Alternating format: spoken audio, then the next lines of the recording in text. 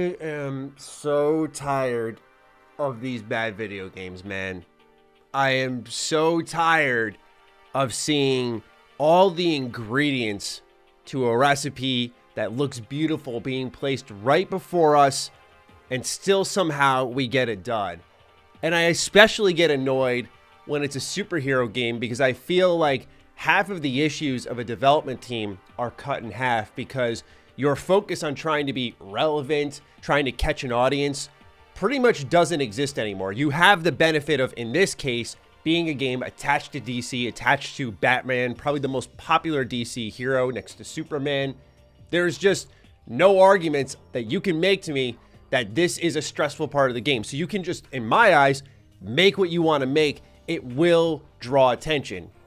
And when we still mess it up horribly, it's so depressing. And especially in a year where the Batman came out in March and it was so good. And it reinvigorated my love for Batman.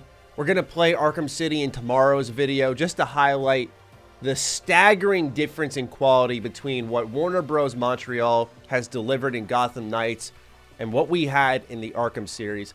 And I've seen over time, people have really started to turn their opinion on Arkham Knights. This is actually a good game now. I was there day one saying that shit rocked. If Gotham Knights does anything good, it's that it shows how great of a game Arkham Knight was and how good looking it was. And lastly, how impressive it was that that game was made on Unreal Engine 3. Okay. Before anyone assumes, Maddie, you're just getting in on the dog pile for views. Checkmate, I defended this game when it was announced. I was quietly very interested in Gotham Knights because for me, taking a cooperative element and attaching it to these very interesting heroes was exciting. As a kid, I grew up with a beat-em-up game called Batman Rise of Sin Tzu, and in that game, you had Robin, Nightwing, Batgirl, and Batman. In this case, with Gotham Knights, you swap out Batman with Jason Todd, aka Red Hood of all characters, and that was so exciting to see. I mean, Red Hood is someone we've all wanted to see get on any type of big screen for a while now, outside of some of the animated flicks and comics, of course. I mean, this was, to me, a recipe for success. I was excited, but I understood as we got closer to release and we heard more and more bad news about the 30 FPS. But before that, we heard that they dropped last gen support, which seemed like a sign of encouragement. Like, yes, our new consoles are being supported, but this game looks worse, runs worse than any of the Arkham games, than anything that's coming out right now on your series consoles, on your PlayStation 5.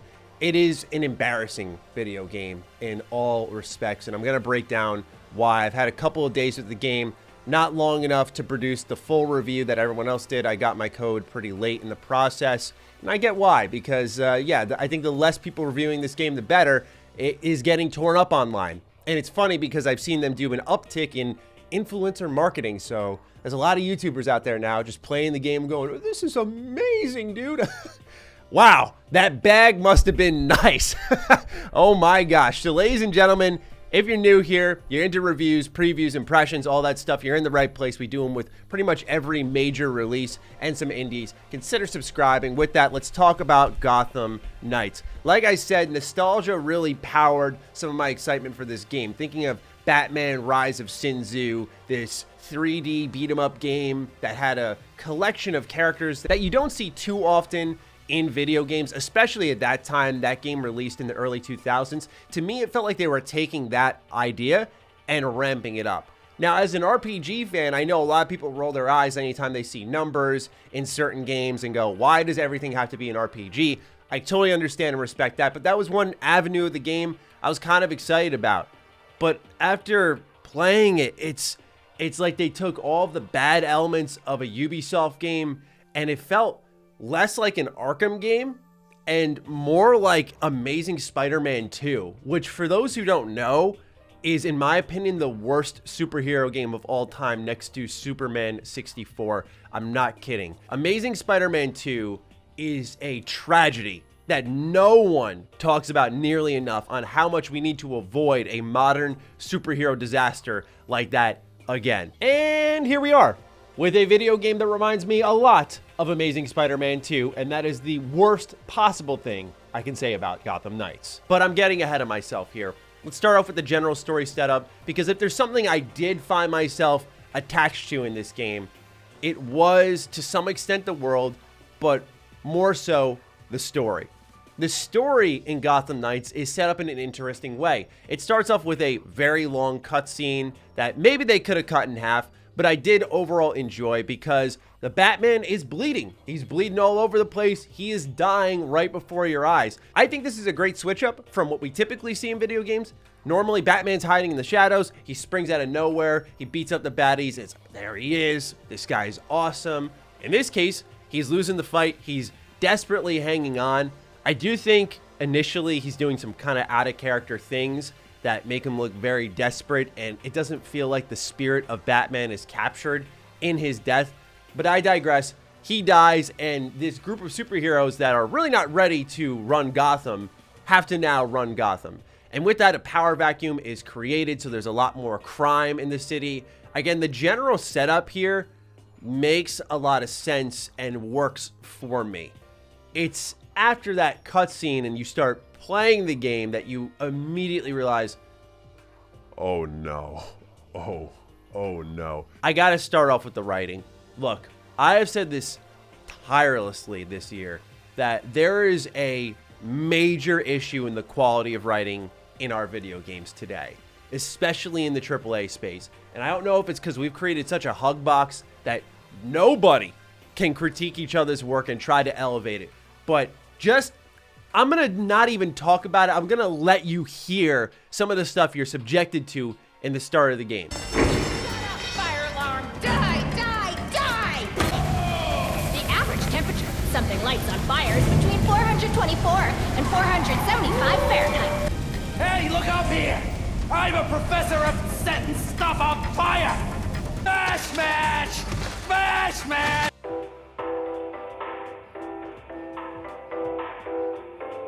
Well, Batman would just find Talia and ask her himself. Good thinking. And look, I don't think I'm being dramatic at all. That is, to me, heinous writing. There's no character to it. It feels like a bad CW TV show that was just taken, horribly ripped off, and pasted into a video game. It's why it's so frustrating, even as someone who's not a huge Guardians of the Galaxy fan, that game didn't get the love it deserved, because they managed to capture the spirit of a Marvel movie in all the best ways while still feeling like a video game. But it feels like a lot of these superhero properties today are just looking at the movies and the shows and taking that Marvel style of writing, which, look, I'm not one of those people who's going to start dunking on Marvel because they had a couple of bad shows. They defined a whole era of superhero movies that I thought was epic. But there is a style, a cadence to their movies. Make no mistake. And it seems like more and more these creatives are just looking at that and saying, what quirky one-liner can we insert in here? To me, the Batman universe is a rare time where in video games, in movies, we can get dark with it. We can deliver some dark character moments, some dark happenings in the world. And one of my favorite things about this game is there's blood. Like, one of the first crime scenes you investigate is covered in blood. To me, I went, there we go. That's what we're looking for. But when it's undermined by these terrible, eye-rolling one-liners where Robin says something like this when finding Talia. You're burning your own dad? It'll be hard for you to resurrect him if he's ashen, unless... That's the point. That's the point, isn't it? Meanwhile, not even 20 minutes ago, in-game time, we saw Robin spearheading the investigation, putting together a game plan that was as simple as, well, let's just do what Batman would do. But yet, when he's faced with a very obvious answer in front of him, he's acting like a dimwit. It's that inconsistency in writing and in character building that messes with the game's tone. You see a dark, bloody scene, then you see a character spearheading the investigation, and at the other time, you see them being a complete moron. There is no consistency in what this character wants to be, and that is dribbled throughout the entire game. It's as if the writers were just spinning their wheels and went, put something there, put something there. And I think it's because the scope of the game probably caught up to the writing team. One thing that is cool about the game, but I don't think is utilized properly, depending on what character you're playing as, And you can switch who you're playing as, by the way, which, as someone who started off with Robin, I made the leap somewhere else very quickly. But these cutscenes will change up depending on who you are playing at that stage of the game. So there are certain permutations. But it's not that way for co-op. So let's say you had a friend joining you, which I did for this game. I apologize to my friend for subjecting him to this torture. But anyway, I was bringing them along for the ride, and the cutscenes don't change for that. Whoever is the host of the game is the one that's present in all of the cutscenes. I think it would have been a tall task for them to accommodate this request, but I can't sit here and say it wouldn't have been cool if they had, say, you and whoever your friend was playing as within the cutscenes, and there were different permutations of those cutscenes. I think it would have forced them to scale down the scope of the game, and that may have been for the best. Why is that?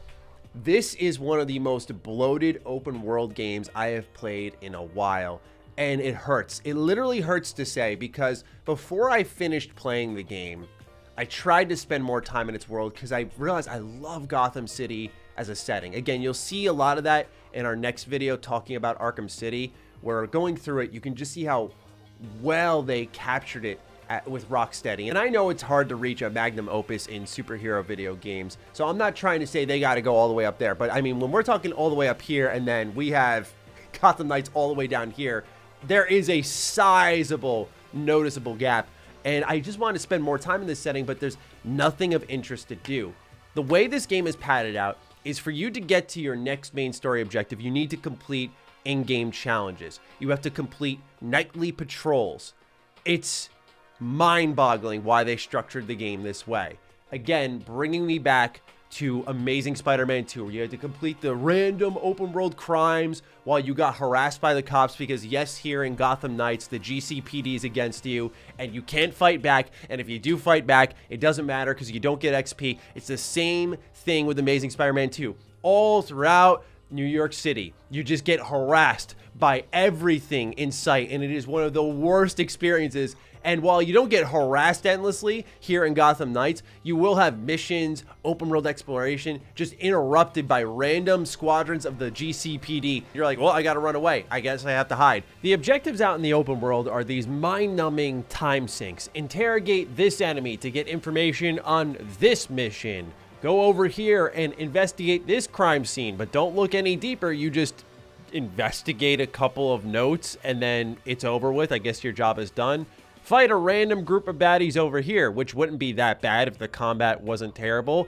It's just all of these worthless time sinks and nothing of true substance outside of some character-focused side missions where, for example, as I was playing as Barbara Gordon, you can visit Jim Gordon's statue because he's also not in this game. He has passed, and you see her reflecting on things, and this will progress throughout the story. This is more of the type of content I am personally looking for that I think would have helped this game out a lot. And instead of bloating the game with needless objectives in the world that don't serve to build anything and aren't necessarily fun, we need more of these character defining moments that are just too few and far between. No, I haven't even touched the action combat yet, the RPG elements. We'll get to those. The stealth in this game is laughably bad. I have never felt like a mechanic has been more stitched onto a game, even though it should belong there from the start, than this right here. The stealth gameplay in Gotham Knights feels terrible. Look, I'll be the first to critique that in the Arkham series, for example, the amount of gargoyles they had perched up in random places maybe felt a little strange. Like, why does everyone have 8 million gargoyles or random ledges that Batman can hide on? But it made the gameplay work, so you're willing to look by it. But this game just doesn't have anywhere to hide. It doesn't feel like stealth was a core component in the level design. It's almost like they made the game, said, okay, this is it. Oh, right, we need to do stealth. And then tried to make that stealth fit into segments of the level design that were already created without it in mind. It just seems like a complete lapse in actual design and communication throughout the team at WB Montreal. But let's talk about what I think a lot of people are interested in, the RPG elements. This, to me, spotlights how we have a really big problem in our industry with HUD. We see a lot of copycats with the Destiny HUD, but this game, it's got that mobile game energy where you have different font sizes all over the place. And when you combine that with some of the most illegible menu setups where I didn't know what I was looking at half the time, the amount of drop down bars and sidebars just popping in and cramping up my screen endlessly. And then I couldn't even take the time to read them because they disappear as quickly as they appear. It was just a weird structure for the HUD. And again, as I'm navigating the menu, half the time I didn't even know what I was looking at. I know that a lot of menus are typically a thing that you'll experience in RPGs, but this takes it to an extreme I never expected. The amount of drop-down bars, menus, tabs you have to go through, sub-menus, it's just ridiculous how messy this is. It is an embarrassment in menu design, and I know a lot of people don't think much about it, but it's because typically when done right, you don't think about it. It's just there and organized. And I don't mind, especially in RPGs, there's a lot of things you have to account for to build your character, to check stats, status, all that stuff. I don't mind if there's a lot of sub-menus, but this just feels so all over the place. So as you go out and you complete these missions, you're gonna find scraps of loot on the ground, and you're going to craft weapons. You can also spend ability points on skills for each of the characters. I mean, it just doesn't fit here. Not because I want free flow combat, but I believe, and this is just a personal belief, that the core of every superhero experience should be to make you feel as badass as possible. And if there's one thing I didn't feel in Gotham Knights, it's being a badass. Combat was a slog. I mean, you would just sit there and wail away on the same opponent endlessly because they structured it with RPG mechanics rather than simple beat 'em up mechanics. I like loot. I like adjusting my character build, but when all it serves to be is just level gating for content where I have to complete challenges to unlock the next story mission and you're holding me back endlessly, this game becomes an absolute slogfest to get through. It is extremely unappealing to play. I'm sorry I keep going back to the Arkham example, but there are levels to this shit. And that's something that we are 100% seeing here in real time. When you look at the Arkham combat, why did it work? Yes, if you were to really simplify it, you press one attack button and one counter button. But because the enemy design was so smart, they had an answer for each of them. A strong attack for this shielded enemy, a bat claw move for this enemy, a batarang attack for this enemy, a explosive gel attack for this enemy, the double counter, the triple counter, and so on and so forth. That's how you created depth in a combat system that functioned a bit like an elegant dance that had beat 'em up mechanics attached to it. That's all it was, but it made you feel good when using it, which is, I think, half of the battle in these superhero games. And the other half was, again, the depth that it gradually peeled back layers and was designed intelligently, where they gradually showed you new enemies that taught you new lessons about the combat system until you were toward the end of the game and they went, boom, here you go. Now the gloves are off and you got to use all these tools against these enemies, and it just felt so good. Whereas in this game, there isn't cool enemy design. They just substitute it with spongy enemies and maybe two different types, a big enemy and a small enemy. And you just wallop on all of them in the same manner. As you wallop on them, you're gonna build up a meter that allows you to use abilities that are different per character. For example, Batgirl had this cool beat 'em up ability where she really went to town, and that was a time where I went, oh, that felt pretty good. But given the health bars and the little numbers next to everyone, I gotta say that that's one of the biggest turnoffs about this game, is the way it's all structured in design. It is something that I don't think any superhero game should come close to. And it did start to remind me, I will concede this, it did start to remind me of Marvel's Avengers in the worst way possible, because that game was also really bad. And what's funny is I've touched on all of this first because, to me, I want to emphasize to you all here, from story to gameplay, these are design choices that they have made that make this game terrible, okay? There is no patch that can fix that, unfortunately. There is no influencer marketing that can fix that, because I know a lot of the conversation has been around what we're going to talk about here, performance, 30 FPS. I played this on my Xbox Series X, and I was dipping all over the place. This game was not capped because it was ambitious. This game was not put into next-gen consoles only because it was ambitious. It did all of this because it would have fallen apart if it was on anything else. Especially, my friend played on the Series S, and it was horrible for him. It's even worse over there. For me on the Series X, it was a little more consistent, but eventually it started to regularly dip into the low 20s and upper teens. That's really bad. That's not acceptable, man. Especially when we're talking about the newest consoles on the market. 60 FPS should be the staple. I agree with everyone on that. I can live with 30 FPS. I play a ton of old games, the Retro Rebound, so I learn to live with that. I don't think it's the worst thing in the world to do 30 FPS, but there is a standard to this stuff. There is a reason we spend money on these premium boxes. It's so that these games can deliver high performance experiences and don't lead us to getting PCs, because not everyone wants to have a gaming rig with a 3080 and spend thousands of bucks on it to get the 60 FPS on today's games. It's just poorly optimized, especially when you look at the PC requirements for Gotham Knights. It's not even close. It's a really disappointing video game all in all. And it's a heartbreaker because quietly, I was one of the people who said, you know, I want to see them get this right. We're talking about the team that years ago, by the way, delivered Arkham Origins. And Arkham Origins, in my opinion, was fantastic. And I know a lot of the people who were there had left, and I know they were handed a massive tool set where they just had to focus on the story, but the storytelling, the detective mechanics were great there. And even here, I feel like the detective stuff that happens in Gotham Knights is terrible too.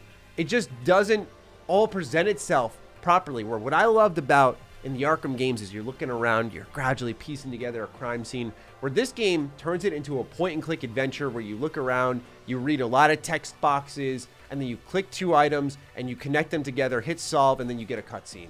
That is not the detective-style gameplay that this series as a whole has shepherded. I know it's not an Arkham game, but let's not make any mistake that the reason this game exists is because the Arkham series was so popular.